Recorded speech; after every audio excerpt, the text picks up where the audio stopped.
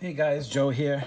Shout out to Matthew Burrows. Just putting together the challenge video for my top roughly 30 Griffies. Do a little different than most. This is all my graded stuff.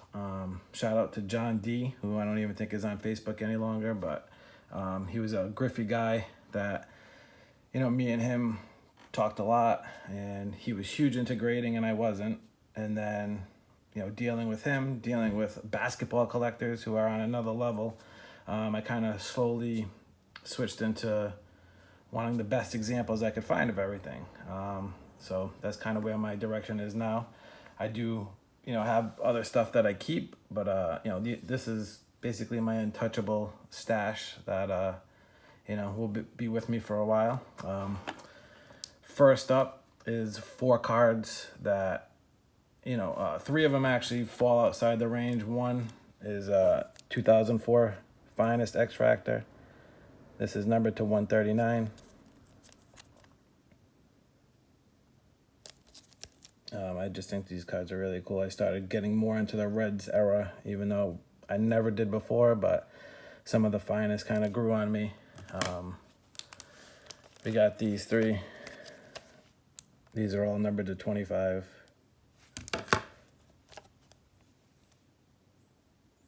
Just really nice cards. And this is one of his only Finest Chicago White Sox cards, even though he's still in a Mariners uniform. Next up is pretty much all the out of the 33 roughly cards, I subbed 18 of these myself. So that obviously helps with the overall cost. We'll just start it off. 93 Financial Refractor. Almost perfectly centered.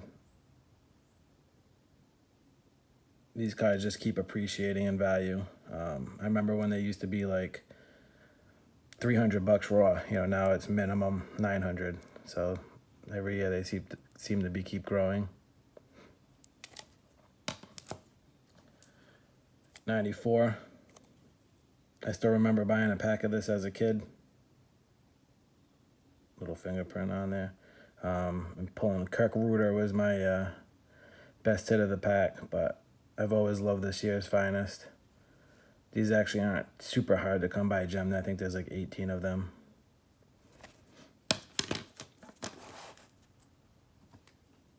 '95 Finest. Definitely one of the hardest years to find centered.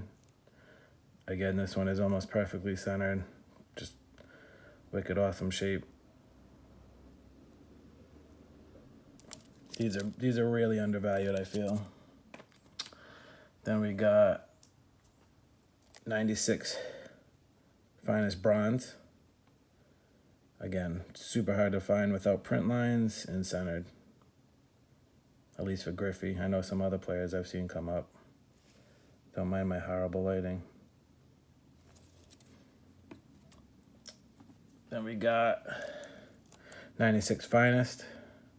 This one actually has a very light type of line. I did get this from PWCC. There's only 4 of them, so all the ones I've ever purchased had print lines on them. Super impossible to find. The gold I don't own yet. Then we'll go to the 97. Got the bronze. These always seem to be maintaining value as well. 97 silver.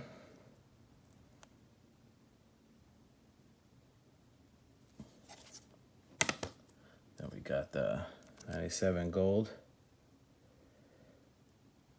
It's one of my favorite poses ever in a card.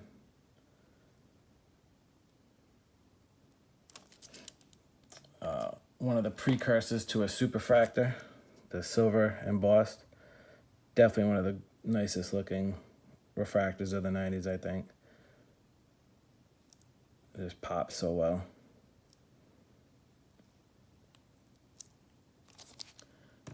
Then we got my favorite all-time Griffey, the gold embossed refractor.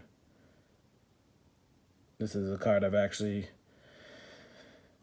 didn't see for years, and then all of a sudden, like, every single one that is in population came out. But it's still an awesome card and still bringing pretty good money. Even the back has a refractor pattern.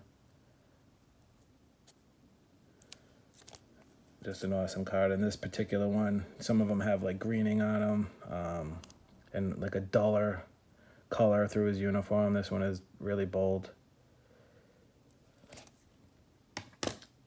Then we got the 98 base refractor and the non-protected. For the people that don't know, the non-protected or no protector version is just a refractor finish on the back, as opposed to this one is not. And then the no protected does not have the R.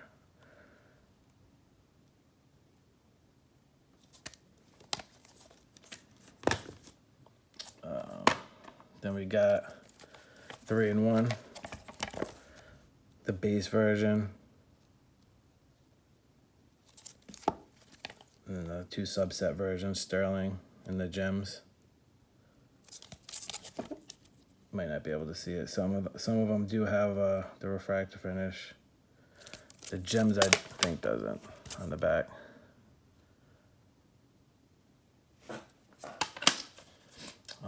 Then we got the golds.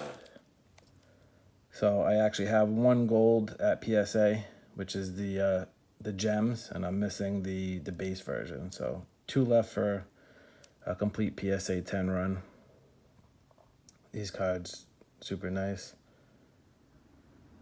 Tough to find without, usually like one of the corners has a big white chunk missing. All right, then we got, this isn't a huge insert, but to, if you ever look at yours, you'll notice impossible to find centered and without a print line, and usually they're all beat up, but super nice copy.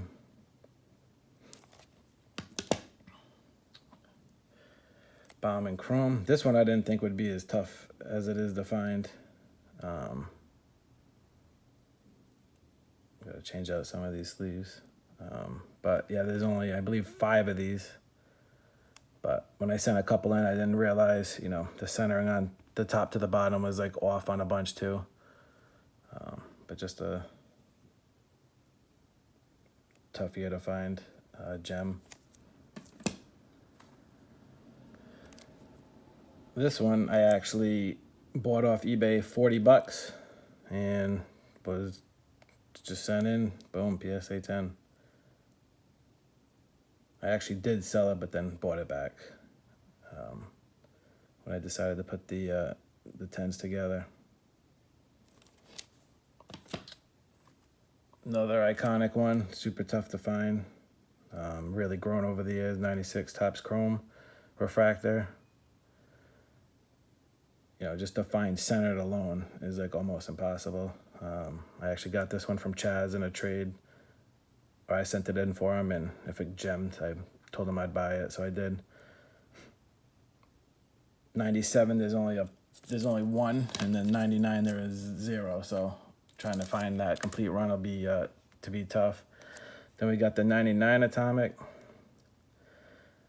Only reason I really bought this one, I'm honestly not a huge fan of this year, but I had eBay bucks, so I got it really cheap. But doesn't pop like the 98s. Which leads us to the 98. Definitely one of the best years. One of the best top 5 parallels, I would say, in my opinion, looks-wise. They just really pop in person. Next up, another, super tough card to find clean. The 94 Collector's Choice. There was just so much of it, and a lot of them are off-centered or obviously have white all over them. So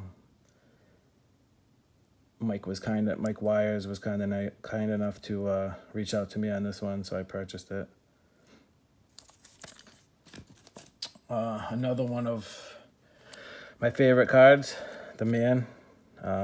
Just really pops. Some players seem to pop a little more than others, but I try to get the colors there. another card that, rarely comes up, and when it does, it usually goes pretty high. Now we got my top 4. This card right here, I actually owned this like 5 years ago. Sold it on eBay, I think for like $700, and then kept in touch with Chris, who had it, and we were able to make a trade after like a couple years of me harassing him if he wouldn't get rid of it. I was able to find a raw copy and make a trade with him, but definitely one of my favorite cards. The original old school PSA cases. Just real nice card. Just always love the row zeros. Then we got Essential Credentials. Again, I purchased this one raw off of eBay. Could tell in the pictures it was really clean, and lo and behold, got lucky. But just nicely centered and really clean. These really pop. The football ones actually are even, if anybody's seen the football ones, I think they're even a little brighter. Then we got, this is my big Nationals pickup. PSA 10 Credentials. Just a pretty, overall, really clean card. These are just keep blowing up. I know the bunch of people putting the sets together, 98, 99. Basketball guys, this is like pretty much king. So I think these will keep growing in popularity. And then last but not least, got my 24K. Purchased this from PWCC, which, any guys, you see something PC come up, I know people hate on PWCC, but they do have a pretty awesome program, which was the only reason I was able to get this, is, you can either do 3 months no payment, or you can send cards in lieu of payment, where they auction it off and then you pay the balance. So overall, you have like 3-4 months, to be able to acquire something. So it gives you some options, which is why some of their people question why some stuff goes higher. That's the reason why. I wasn't about to pay $9 grand out of pocket, but if I can come, hustle up for the next 3 months and come up with it, that's how it happens. All right, guys, appreciate the time if you actually made it through this, and I'll definitely come back with a updated video in about a month or so. Peace.